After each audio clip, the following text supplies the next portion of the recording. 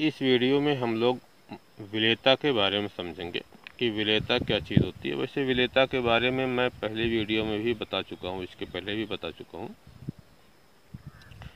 विलेयता का मतलब होता है किसी विलायक में किसी विलेय के घुलने की क्षमता। जैसे मान लीजिए 1 लीटर अगर पानी है,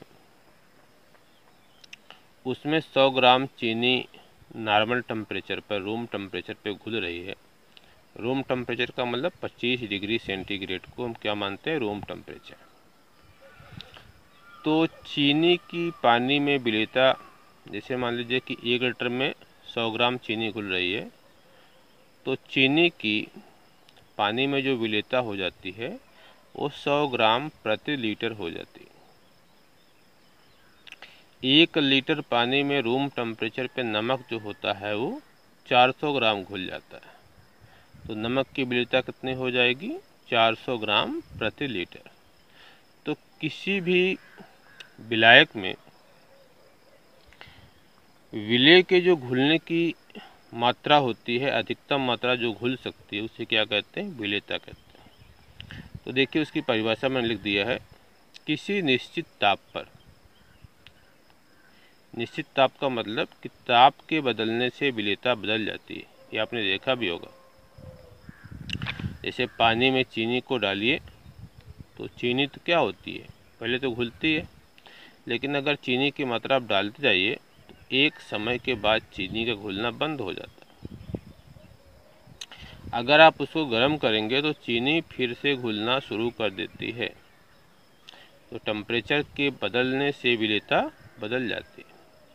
अगर कोई चीज़ नहीं घुल रही है, आपने उसे गर्म किया तो ये संभव है कि वो घुल जाए। तो किसी निश्चित ताप पर विलेय पदार्थ के मोलों की वह अधिकतम संख्या जो 1 लीटर विलयन में घुली होती है, उस पदार्थ की विलेयता कहलाती है। तो ये परिभाषा है, इसे आप लिख लीजिएगा और इसे याद कर लीजिएगा।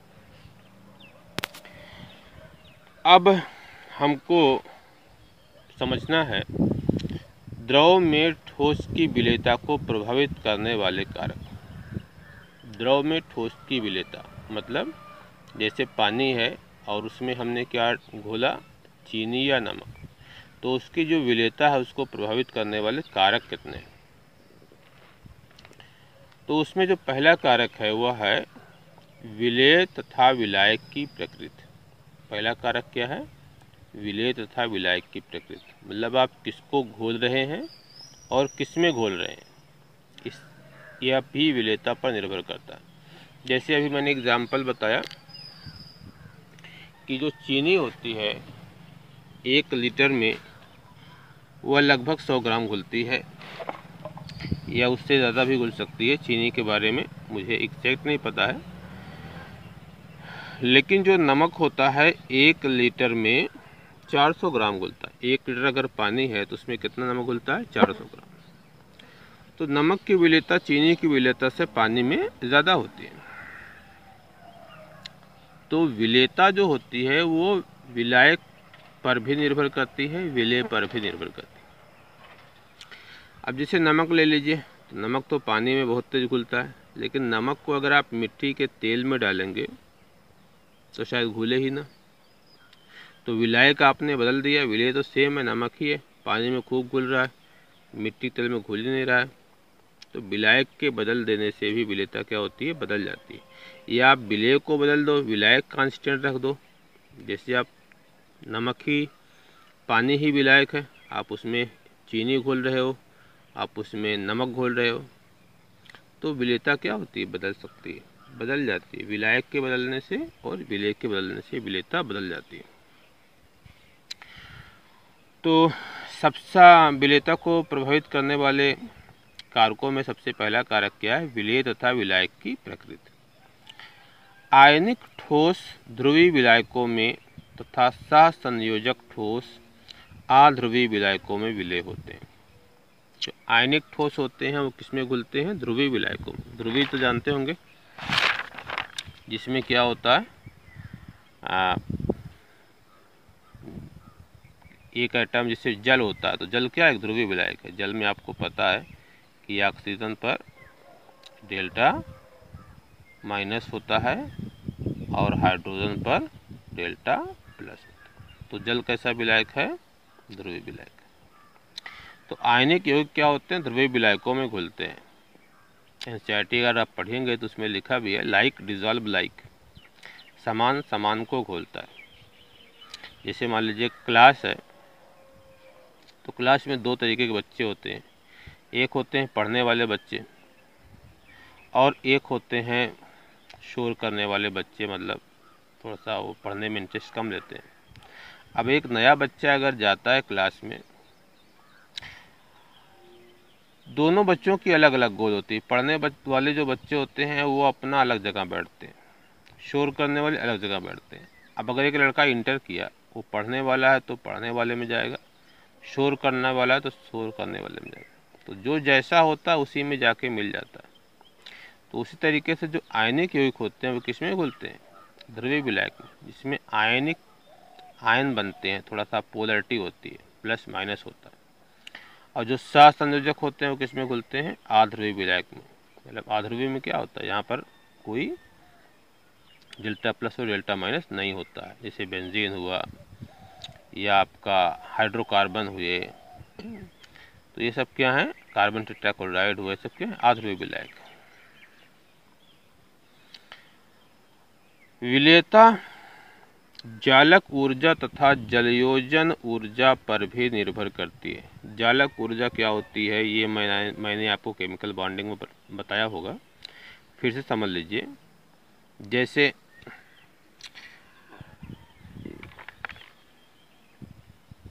नमक होता है, NaCl होता है, तो NaCl का अणु नहीं बनता, NaCl क्या बनता है? क्रिस्टल बनता है। तो NaCl का जो क्रिस्टल होता है उसके 1 मोल का जब निर्माण होता है सोडियम आयन और क्लोराइड आयन के मिलने से, तो जिस ऊर्जा का जितनी ऊर्जा निकलती है उसे क्या कहते हैं? जालक ऊर्जा। NaCl या किसी भी आयनिक कंपाउंड के 1 मोल का जब निर्माण होता है उसके आयनों के द्वारा, तो जितनी ऊर्जा निकलती है उसे क्या कहते हैं? जालक ऊर्जा। और अगर हम किसी आयनिक कंपाउंड के 1 मोल को पानी में डाल देते हैं, तो जब हम पानी में डाल देते हैं तो जब पानी के अणु उसके पास जाते हैं तो फिर भी क्या होती? ऊर्जा निकलती है। उसे क्या कहते हैं? जलयोजन ऊर्जा। तो अगर जलयोजन ऊर्जा का मान अधिक होता है जालक ऊर्जा के मान से, तो वह यौगिक पानी में क्या होता है? जल में क्या होता है? विलेय होता है। तो विलेयता किस पर निर्भर करती है? जालक ऊर्जा तथा जलयोजन ऊर्जा पर भी निर्भर करती है। वे ठोस जिनकी जलयोजन ऊर्जा अधिक तथा जालक ऊर्जा कम होती है जल में विलय होती हैं। तो ये जो मैंने लिखा है काफ़ी इम्पोर्टेंट चीज़ें हैं, ये मैं केमिकल बॉन्डिंग में आपको समझा चुका हूँ। तो पहला विलेयता को प्रभावित करने वाले कारक में पहला कारक तो आपको समझ में आ गया होगा, विलेय और विलायक की प्रकृति। अब दूसरा कारक है ताप। अभी मैंने बताया था कि ताप के बदलने से विलेयता भी बदल जाती है। ठोस की विलेयता ताप पर निर्भर करती है। अगर हम किसी ठोस को द्रव में घोल रहे हैं तो वह ठोस द्रव में कितना घुलेगा, यह जो है टेम्परेचर पर भी डिपेंड करता है। ठोस को द्रव में घोलने पर 2 प्रकार के प्रक्रम संभव हैं। अगर हम ठोस को द्रव में घोलते हैं तो 2 प्रकार के प्रक्रम संभव हैं। 2 चीज़ें संभव हैं। कुछ पदार्थ ऐसे होते हैं उनको पानी में घोलने पर पानी क्या होता है? ठंडा हो जाता है। और कुछ पदार्थ ऐसे होते हैं उनको पानी में घोलने पर पानी गर्म हो जाता है। तो अगर पानी गर्म हो रहा है तो उसे कहेंगे ऊष्माक्षेपी प्रक्रम, पानी ठंडा हो रहा है उसे कहेंगे ऊष्मा शोषी प्रक्रम। तो अगर पानी गर्म हो जा रहा है मतलब ऊष्मा निकल रही है तो उसे क्या कहेंगे? ऊष्माक्षेपी प्रक्रम। जैसे सोडियम हाइड्रोक्साइड, अगर आप लोगों ने लैब में देखा होगा, इसके सफ़ेद सफ़ेद बटन के जैसे क्रिस्टल होते हैं। अगर आप उसको पानी में डालो, टेस्ट ट्यूब में डालो, तो टेस्ट ट्यूब को अगर आप छूओगे तो टेस्ट ट्यूब काफ़ी हीट हो जाती है। तो NaOH को पानी में डालेंगे तो वह कैसा प्रक्रम है? ऊष्माक्षेपी प्रक्रम, उसमें ऊष्मा निकलती है। तो देखिए इसको मैंने लिखा भी है, जब ठोस को द्रव में घोला जाता है, द्रव का मतलब खासकर जल, तो ऊष्मा उत्पन्न होती है। इस प्रकार के ठोस की द्रव में विलेयता, यहाँ पर विलेयता भी लिखना चाहिए था, यहाँ पर आप विलेयता,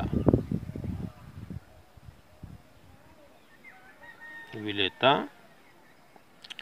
ताप बढ़ाने पर घट जाती है। बात समझ में आ गई होगी कि ऐसे ठोस जिसको द्रव में, द्रव का मतलब खासकर किस द्रव की बात कही जा रही, जल की, घोलने पर ऊष्मा उत्पन्न होती है। इस प्रकार के ठोस की द्रव में विलेयता ताप बढ़ाने पर क्या होती है, घट जाती है। जैसे सोडियम कार्बोनेट, लिथियम कार्बोनेट, ये लिथियम कार्बोनेट का फार्मूला है, सोडियम कार्बोनेट, सोडियम हाइड्रोक्साइड की जल में विलेयता।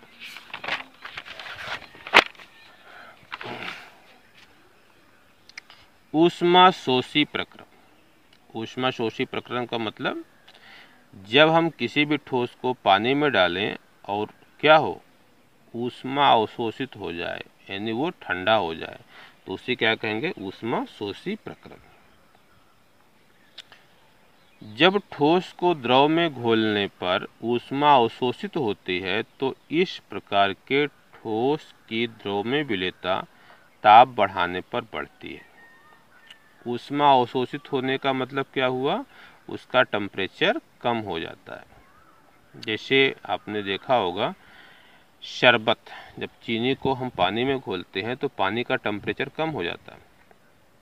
इसीलिए जब आप पुराने ज़माने में रिश्तेदार वगैरह आते थे तो क्या पिलाया जाता था, शरबत, क्योंकि उस ज़माने में फ्रीज नहीं होती थी, तो चीनी को पानी में घोलते थे तो पानी क्या होता था, ठंडा हो जाता था।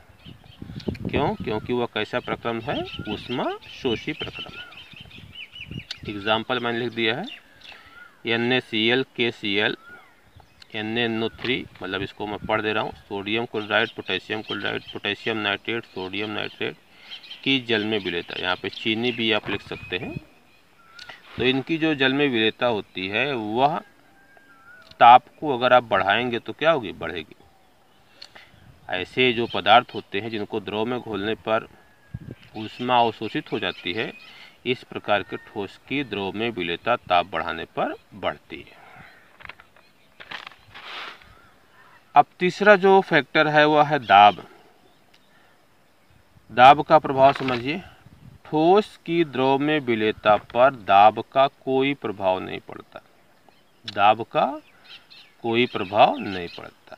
जैसे अगर आप चीनी को पानी में घोल रहे हो तो वह चीनी पानी में कितनी घुलेगी, इसका, उस पर आप कितना प्रेशर लगा रहे हो पानी पर, उससे कोई लेना देना नहीं होता।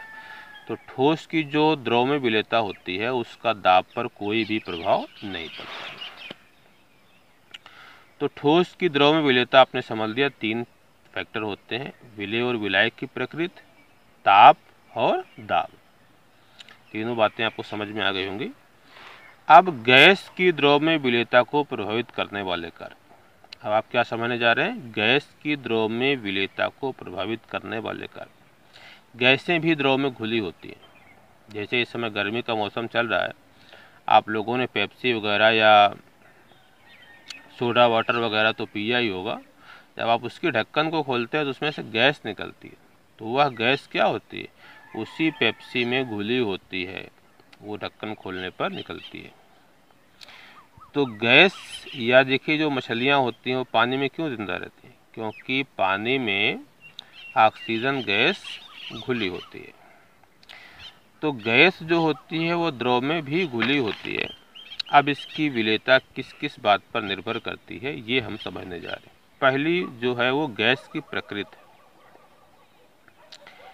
अब गैस की प्रकृति के बारे में समझिए। जो गैसें विलायक, ब्रैकेट में जल, किस विलायक की हम बात कर रहे हैं, जल की बात करें, में आयनित, यहाँ पर क्या लिखा है, आयनित हो जाती हैं या विलायक में विलायक से अभिक्रिया कर लेती हैं, उनकी विलेयता अधिक होती है।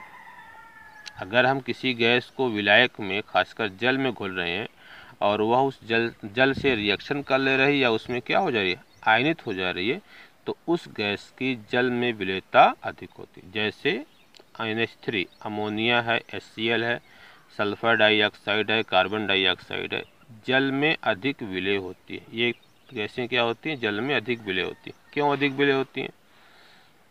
क्योंकि अमोनिया की रिएक्शन जब हम जल से कराते हैं तो अमोनिया को जब हम जल में घोलते हैं, प्रवाहित करते हैं, तो वह क्या करती है, अभिक्रिया करे, क्या बनाती है, अमोनियम हाइड्रोक्साइड। HCl को पानी में घोलने पर क्या बनता है, H+ और Cl-। कार्बन डाइऑक्साइड को पानी में घोलने पर क्या बनता है, H2CO3 carbonic acid. Sulphur dioxide को पानी में प्रवाहित करने से क्या बनता है, H2SO3 सल्फ्यूरस अम्ल। इसका नाम क्या है, सल्फ्यूरस अम्ल। तो HCl तो देखिए आयनित हो जाता है, HCl हाइड्रोजन क्लोराइड गैस तो आयनित हो जाती है और इसी को क्या कहते हैं, हाइड्रोक्लोरिक एसिड कहते हैं। हाइड्रोजन क्लोराइड गैस के जलीय विलयन को क्या कहता है, हाइड्रोक्लोरिक अम्ल कहा जाता है। अमोनिया है, कार्बन डाइऑक्साइड है, SO2 है, सब गैसें क्या करती हैं, जल से अभिक्रिया करती हैं। तो इन गैसों की जल में विलेयता अधिक होती है। जैसे ऑक्सीजन है या नाइट्रोजन है, ये जो गैसें होती हैं वो जल में अगर इनको प्रवाहित किया जाए तो जल से ना तो रिएक्शन करती हैं, ना तो जल में आयनित होती है, तो इनकी विलेयता क्या होती है, जल में कम होती है। और जो गैसें जल में आयनित हो जाती हैं या जल से रिएक्शन करती है, उनकी विलेयता अधिक होती है। अब दूसरा जो है वह है विलायक की प्रकृति। मतलब आप विलायक कौन सा ले रहे हो वह भी डिपेंड करता है कि गैस की विलेयता उसमें कितनी होगी। गैसों की द्रव में विलेयता विलायक की प्रकृति पर भी निर्भर करती है। जिन गैसों के अणु ध्रुवीय होते हैं वह ध्रुवीय विलायकों में अधिक विलेय होती हैं। मतलब जिन गैसों के अणु ध्रुवीय होते हैं वह ध्रुवीय विलायकों में अधिक विलेय होती है। यानी विलायक पर भी गैस की विलेयता निर्भर करती है। जैसे अभी मैंने बताया कि अगर हम हाइड्रोजन क्लोराइड गैस को जल में प्रवाहित करें तो वह पानी में खूब घुलेगी, लेकिन अगर आप उसको मिट्टी के तेल में प्रवाहित करते हो तो हाइड्रोजन क्लोराइड गैस मिट्टी के तेल में नहीं घुलेगी। क्यों? क्योंकि जो मिट्टी का तेल है वो क्या है, अध्रुवीय विलायक, हाइड्रोकार्बन होता है, और जल क्या है, ध्रुवीय विलायक। और हाइड्रोजन क्लोराइड कैसी गैस है, इसका जो अणु होता है वो ध्रुवीय होता है। तो जो जिनके अणु ध्रुवीय होते हैं वह ध्रुवीय विलायकों में अधिक विलेय होती है। तो विलायक पर भी गैस की विलेयता निर्भर करती है। अंतिम जो तीसरा है ताप का प्रभाव। ताप बढ़ाने पर गैस की द्रव में विलेयता घट जाती है। तो इसे याद रखिएगा कि अगर आप टेम्परेचर को बढ़ा रहे हो तो गैसों की जो विलेयता होती है वो जल में द्रव में क्या होती है, घट जाती है। दाब का प्रभाव, दाब के प्रभाव पर आपको एक नियम पढ़ाया जाएगा, हेनरी का नियम। तो दाब का प्रभाव क्या पड़ता है, इसको भी आप याद रखिएगा। किसी निश्चित ताप पर गैस की द्रव में विलेयता दाब बढ़ाने पर बढ़ती है। यानी दाब बढ़ाने पर विलेयता बढ़ती है और ताप बढ़ाने पर विलेयता घटती है।